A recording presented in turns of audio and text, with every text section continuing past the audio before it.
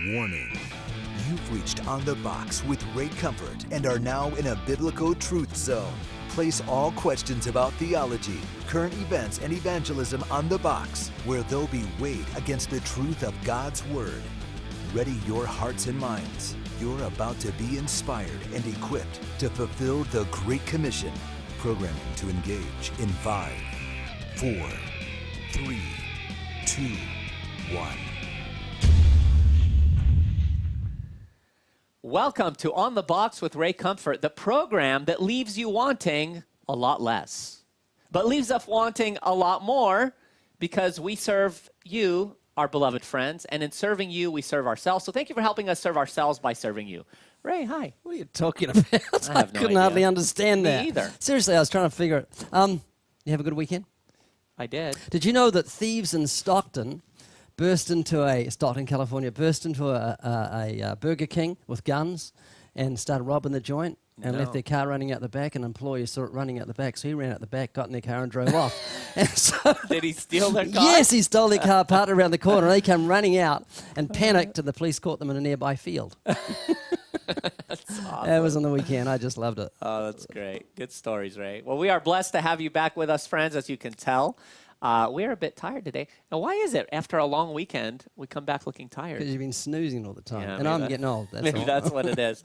But we do have a very reinvigorated and energized and humble, meek, lovely man. Greg Elsasser's with us.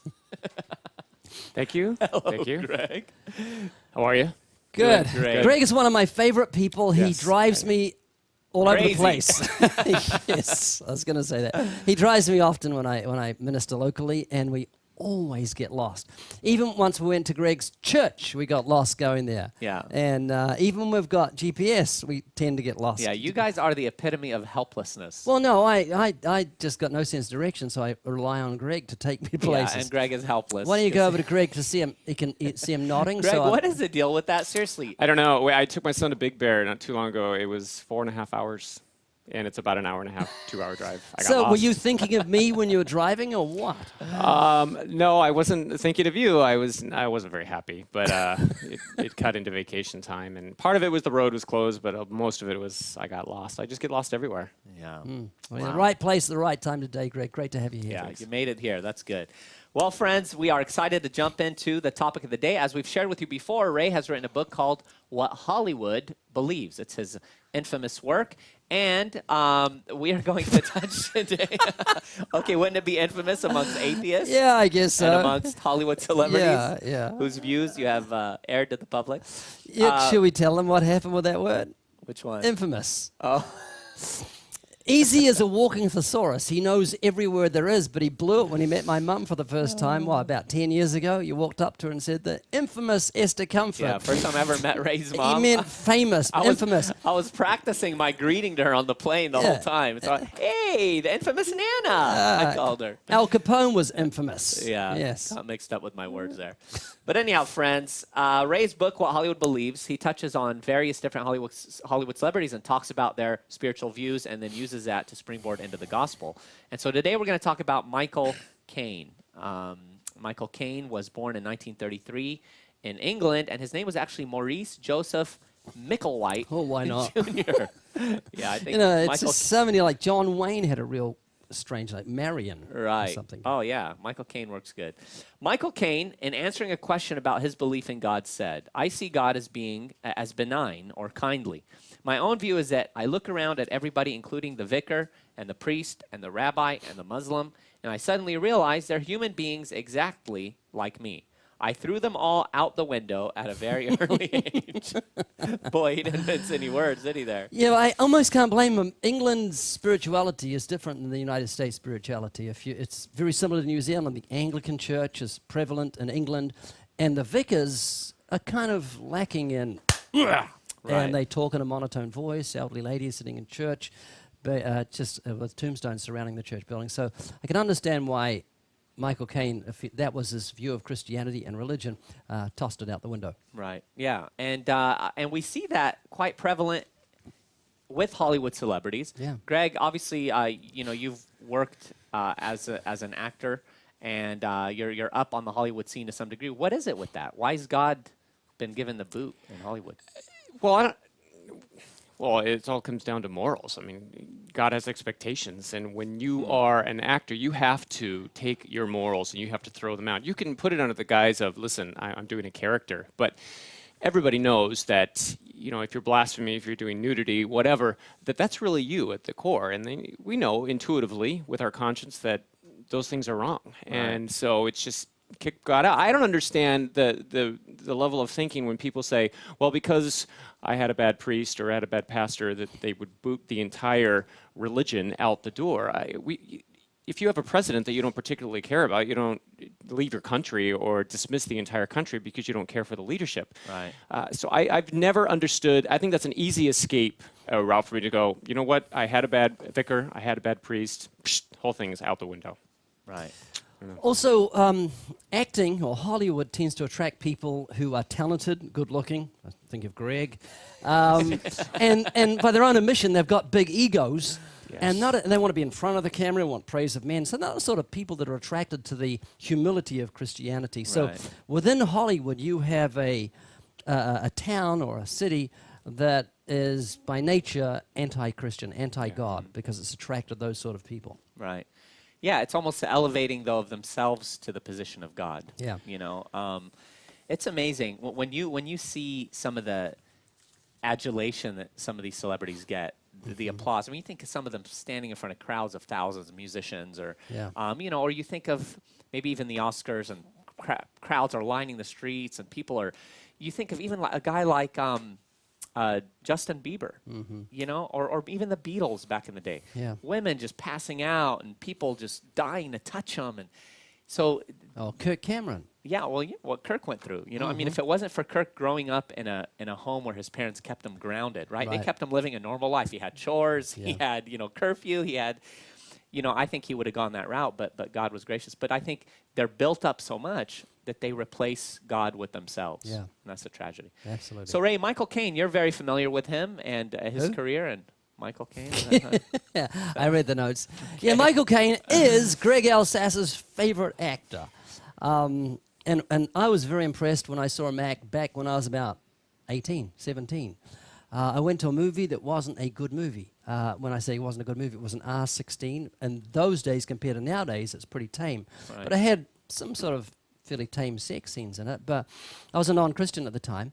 But one thing that I'll never forget was Michael Caine's experience in the movie of getting a married woman pregnant and encouraging her to have an abortion, and then he went to the abortuary and looked at the baby that had died, and it was just like, I couldn't believe they would put that in such a bad movie, such a light, such a conscience stirrer, and we're going to look at that in a minute. Yeah, we got that clip, I think, lined up, so let's go ahead and roll it. I heard a groan from the tech guys. So maybe they haven't got it lined up. Maybe it's coming a little later. How did you become a Christian, Easy? We don't have it lined up. Cross over to Greg. Okay.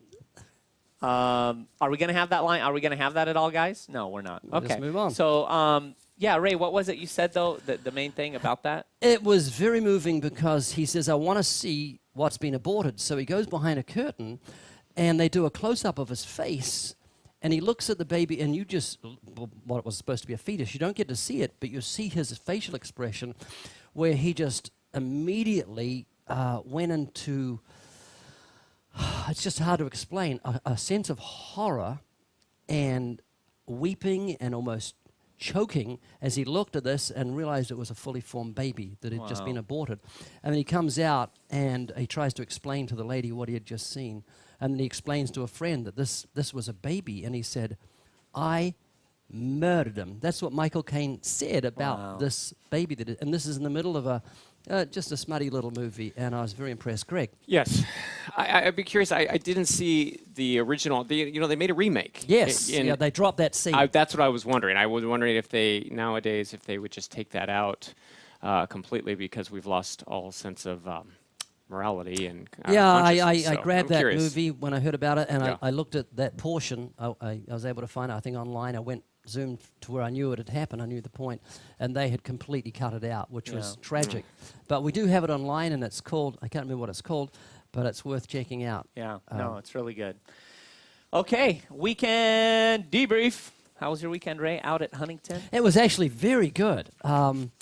We prayed that God would give us hecklers, and we got a lot of hecklers. And I concluded with my wonderful conclusion, which I like doing with a large crowd. I say to the crowd at the end, folks, I like talking to you, but I love my wife more, so I'm going home to be with her. That's a good thing. But I think we have a clip of Huntington Beach. Okay, here's today's report. The tents are here, so it's going to be a little intense. Toyota's got that spot over there, but this spot is free and it's available, and the wind direction is just right, and there's a lot of people out, so looks like it could be a good day. So let's see what happens. Okay, this guy Eric has just volunteered to get on the box. Scotty's going to take him for the good test. Nice guy, and we're going to give you the good test. In here, just a second, it's worth $5 if you pass. As a matter of fact, you're such a good guy that even if you don't pass a good test, you're still going to get the money. All right? So give me a hand. Eric, I want you to to get warmed up a little, just try some of these questions. How many of each animal did Moses take on the ark? Two. What is the name of the raised print that deaf people use? Braille. Is it? He got all three wrong. So Scotty's now taking him through the Paris of Spring, Bird in a Hand, once in a lifetime. So there's two dots, bird in the hand, once in a lifetime. Now the reason I do this is because, and I missed it too, most people miss that, but when I point to it, then they see it and they recognize their mistake. Well, that's what the good test is like. It brings out something that everybody misses. Now stick around for a minute, it only takes a minute, and you're going to see what you missed, okay? First question, you're a good person, right? So we're going to see That's if gonna he take really him through is the by good test. putting him on the stand. That's why, folks, there is only one way. This gentleman's because very there's only open and one he's listening, who and died for your sins and he paid realizes the his fine. guilt. Eric, if you went to And, court Scotty's and just you sharing the committed gospel with him. a very bad crime, embezzlement, the penalty was $50,000, you couldn't pay it, you're looking at 20 years in prison, and you said to the judge, I heard that you're a good guy, I know what I did was wrong, I'm sorry about it, please let me go. You think he'd let you go? Of course not. That's not justice. But if somebody walked into the courtroom and they said, I know Eric, I sold my house, my car, I love him, I'll pay his fine, and they pay your fine, what then will the judge do? Okay, this guy's heckling me, so he's pulling in a good crowd. He's telling me where you're going to go when you die. And he says you vibrate when you die, and you go to another dimension. So how do you know this is true, Jonathan? It was a bit rude to be filming him while I was preaching, and so I took You were filming that? Yeah, he was heckling me and asking questions, but he was talking about when you die, you vibrate, and it was just ridiculous. So I thought, I'll just film him while he's going on about this that silliness. was good. Yeah. I wondered if he got up there to show off his body, personally. Yeah. Well, it looks like it went great, Ray. It You guys was had good. some good Yeah, we're very encounters. thankful. Good crowd, too. Yeah, Good yeah, it was weather. good. Yeah, And it it was busier than normal, you think, because it was a Memorial Day weekend? About normal. And a lot of Same. people go to Huntington Beach. Whenever the sun comes out, they show up. Yeah, but you notice a big difference between spring and summer versus the winter. We actually obviously. like winter. Really? Yeah, you get days when there's no wind, and the girls are wearing clothes, and That is a good plus. and you don't have I was going to say other performers, but the performers that show up in Right. winter on the cold days. So sometimes you'd have a really good time on a cold day. Well, surprising. Well, friends, we mentioned that Greg Elsasser is with us. You've seen him already, but maybe for some of you who have seen him, you only know him as Roman. Greg has been working on a series of episodes that have been around for a while now called Roman and George, or The Adventures of Roman and George. So they're getting ready to release another one now. Greg, tell us a little bit about what you got going. Well, we did. It's been about 4 years. We did start this about 4 or 5 years ago. Wow. And we had, we were inspired by Ray's teaching, like a lot of you. We'd stumbled upon Ray's teaching, and we're inspired by that, and we were out there sharing our faith, and then weird things started happening, funny stories, that we started collecting of sharing the gospel, and that's I tend to focus on the funny things in life. So I said, boy, this would make a really good TV show. Why isn't anybody doing it? So with that, we decided to produce it. None of us had any sort of movie experience putting a movie together or a television show. So we did it, and we did episodes 1 and 2. And it's about 2 guys who go out and start sharing their faith for the first time and how they deal with family and friends and pressures and people heckling them and all the weird things that have happened. And it proved to be, kind of successful. People seem to like it. What we found is there are people who really do enjoy watching, like Ray or somebody share the gospel on TV. But there's a lot of more people who seem to will watch a TV show, with a story. So we said, well, how can we interweave the teaching in with the story? And so that was kind of our goal from the beginning. And so we've been doing that for 4 or 5 years. And we just finished episode 4. That's why I'm here today, is to promote episode 4. And we have it on DVD, episodes 1 through 4, as a collection. Wow. That's what Hitler did.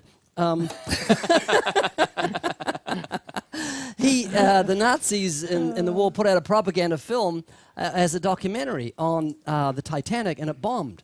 Right. And so they did it as a story, like Hollywood story, and it took off. Wow. And Greg's right. You can put out something as a documentary, blah, blah, blah, but when you do it as a story, it pulls us in.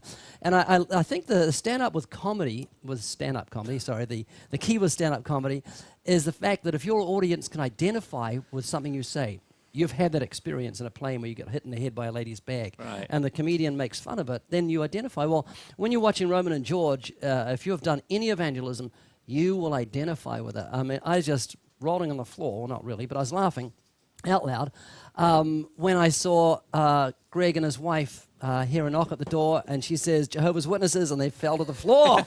And didn't want to get to the door because they might get caught up in the whole thing. Or when Greg is going to give out his first track, he is horrified, absolutely horrified. And it is so funny you identify with it. And I think that's the key. And I watched episode 4 the other night, and there's a wonderful witnessing sequence in it. We're going to show the clip. Should we show the clip? We should show the clip. Let's show the clip. Let's roll it.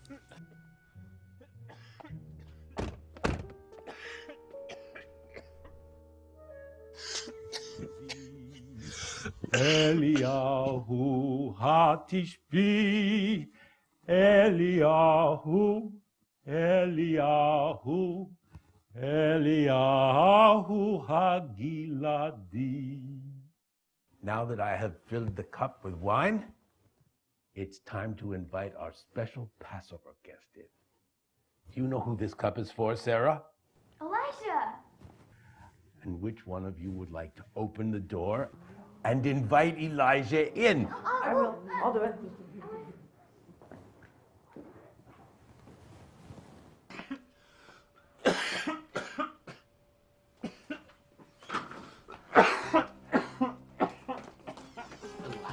Hold on. It is Elijah. No, my name isn't Elijah. It's Roman, and I'm just in the neighborhood talking to people and asking them one simple question. Do you consider yourself to be a good person?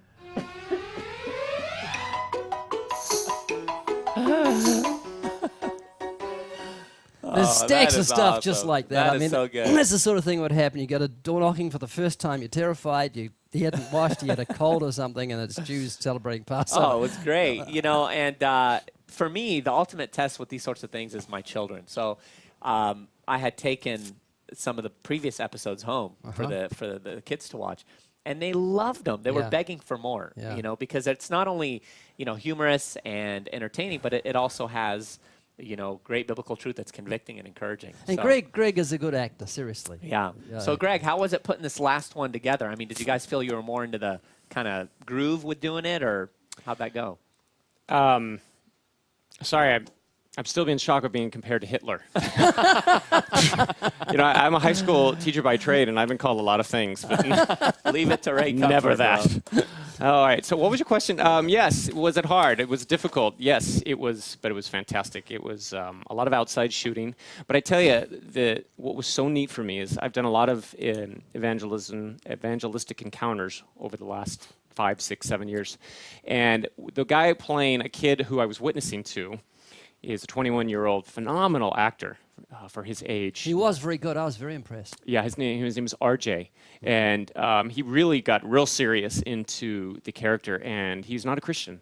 And So were you guys winging it in the witnessing session, or did you learn lines? Oh, it was completely scripted. Most of it I got from somebody else. It wasn't my words, most of it. But so when we went through the scene, he'd want to go through it over and over again, and I would stop and I would say, RJ, this is what my character is talking to your character, and this is what you should be discovering. But I want you to know, you know that I'm talking directly to you now, RJ. Wow. This exact same stuff I'm telling this kid is I'm telling you. So it was kind of surreal, and he was like, yeah. And so we went through the scene 20, 30 times, and then through Eddie is very meticulous and made us do the scene over and over again. And so he got to hear that gospel presentation 40, 50 times by the time we were complete. So and the Lord has given me a few talents, and I was able to use that talent to share the gospel with this kid, and it's been my favorite witnessing encounter so far. Yeah. Well, we should have him over for lunch at the ministry and just chat to him. Yeah, that 40, would be 50 great. times in a row. Okay, Greg, so here it is. The Adventures of Roman and George. You said it's episodes 1 through 4, right? Right. Yeah, so, and people can pick this up through Living Waters. We haven't posted yet? Yes. Yeah. It's ready to go. livingwaters.com. Check it out and be encouraged and get ready to laugh. And speaking of that, that clip we mentioned with Michael Caine, Right. if you want to search for it on YouTube, it's Hollywood knows abortion is wrong. So there's your search words. Yeah. That's a 3-minute clip. All right, friends, before the day ends, we're going to get to a few questions. This one is from Connor. I'm 19 years old, and last August I went to jail for obviously some bad choices I made. The 3rd day I was there, God was really working on my heart, and I started reading his word. On the 4th day, I went to the Bible study at the jail, and the man that was doing the jail ministry preached the gospel directly to me using your approach, or should I say the biblical approach. He then gave me a Bible tract about the new birth, and I was saved later that night. The next week, he gave me Ray's book, The Way of the Master, and I read it within the next week or so. It was very encouraging and helped me to be passionate about sharing my newfound faith while still in jail. I got out a few months later. I've been watching videos from your ministry ever since. They've been very helpful in progressing my walk with Christ, and I'm very appreciative of what you guys are doing. Thank you for everything. Keep it up. God bless you all. Oh, thank you, Connor, if you're watching. That's very encouraging. Isn't that encouraging? Very encouraging. Yeah, I mean, the thought that he not only was impacted, but now began sharing the gospel with other people. Yeah. And Greg, I just want to touch on this with you. Well, Greg spent quite some time in jail, Oh, so it'd yeah. be good to cross over to him. and Tell us just- about your prison years, Greg. Hitler and a prisoner. This is going to do wonders for Greg's Absolutely. reputation. You know what? I read this, and it struck home because I have a friend who is serving a life sentence, no parole. We've been friendly. We became friends after he was in prison. And, I remember when I started witnessing to him from day one. And I remember really thinking, this is going to be easy. I mean, what else does this guy have? He is going to grab onto this because prisoners have nothing, so that he's going to grab onto Jesus. Sort of going back to reverting to my God has a wonderful plan for your life. Grab something, he's going to fill that hole in your heart, and you're in prison, and life is rough. Right. And so you'll grab Jesus. But, after 15 years of friendship, and back and forth, he's a very intelligent guy. Reminds me a little bit like Michael Caine. Right. He's no closer really to to accepting the gospel, or at least accepting who Christ is and the supremacy of Christ, than he was the first day I met him. And it's kind of discouraging, I have to admit. So when I saw this, you've heard stories about people who go to prison and they become, there's a high level of people who accept Christ and become Christians in prison. And this was encouraging to read. So I'm going to keep going with this guy after reading Connor's email. So are you liberty to tell us his first name so we can all pray for him? Yeah, his first name is Jeremy. Jeremy, Yeah. okay. Yeah. Well, let's uphold Jeremy. That may be what's necessary. Yeah. So- Yeah. Absolutely. prayer. Yeah, and we just got a letter from a gentleman in prison who had requested some of our resources, and we sent them out. And it was so encouraging. I looked at the letter, and it had multiple signatures of all the different prisoners that had been impacted Wow. through the ministry in there. So thank you so much, again, for writing into us, and may the Lord continue to build you up for his glory. All right, another email. This is from Ashley. Okay, so people have told me to stop worrying about the true and false conversions, that I've been told to stop using weird lingo like true and false convert. What on earth do I do? Let's cross over to Greg to answer that one. Well, I'm just wondering if really reading between the lines that people are telling her, Ashley, stop sharing the gospel, period. Forget true and false. I wonder if that's really at the heart of the matter, but I don't know. Ray, why are people so sensitive to the whole true and false? Don't talk to me issue? about that. Because there's so many false converts, and it's such a spiritual thing. I think it's hell's best kept secret, part 2, that our churches are filled with false converts. You talk to the average Christian, do you know the Bible's full of false conversions? Jesus spoke of it much, and they say, no, never heard of it. And yet once you see it, the wheat and the tears, the foolish virgins and the wise, the good fish and the bad, etc., it's all over the place. The parable of the sower is all about true and false conversion. Those that come to Jesus on the day of judgment and cry, Lord, Lord, he'll say, depart from me, you worker of iniquity. Right. Hypocrites, false converts, sitting amongst God's people and blinded to their true state, because there's nothing that blinds like hypocrisy. Right. It's self-blinding. They deceive and are deceived at the same time. Yeah. So I think it's a spiritual thing. I wonder if sometimes, too, the works-based righteousness that is often taught and expounded today, if that has something to do with it, in terms of people just having the mentality of, no, you're just kind of off the track a little bit. You've been committing a little bit of adultery. Right. You've been snorting a little bit of cocaine. You've been beating your wife a bit, but just kind of stop doing that and you're fine. Because they're basing salvation almost on your works as opposed to the regeneration that has to take place in the hearts of men and women. And that's because of the lack of understanding of God's law, because you don't try good works once you understand the standard of God's morality. Right. You just haven't got a show. You Yeah. might as well jump the Grand Canyon in a wheelchair. Yeah. So, Greg, you've run into people in these arenas. What are your thoughts on that, the whole false convert dilemma? It's tricky because you have to probe. I don't take anybody at face value saying that they're a Christian. It's not that I'm denying that they are. I just don't know. And so a little bit of probing. I think the way you go into it and your demeanor when you're witnessing and your kindness can show and take people off guard, so to speak, and then you can discover if they're true and false conversions. It's not like you're saying, well, you're a false convert right from the start. So it really has to do with the person who's sharing the gospel, I think, a lot of it. Yeah. Great Amen. to have Greg with us today. It has been great to have Greg with us today. And as we mentioned, The Adventures of Roman and George is available here through Living Waters, so make sure to check it out at livingwaters.com. And continue to get out there and to proclaim the gospel. That's really the remedy to true and false conversion. When you hold up the truth of God's word, when you let the light shine, people are going to see the truth and they're going to see the contrast. So make sure to do that. Make sure to check us out on Facebook and on Twitter and at onthebox.us. God bless you. See you tomorrow. Thank you. For questions about On the Box with Ray Comfort or to submit questions for future shows, please email onthebox@livingwaters.com. That's onthebox@livingwaters.com.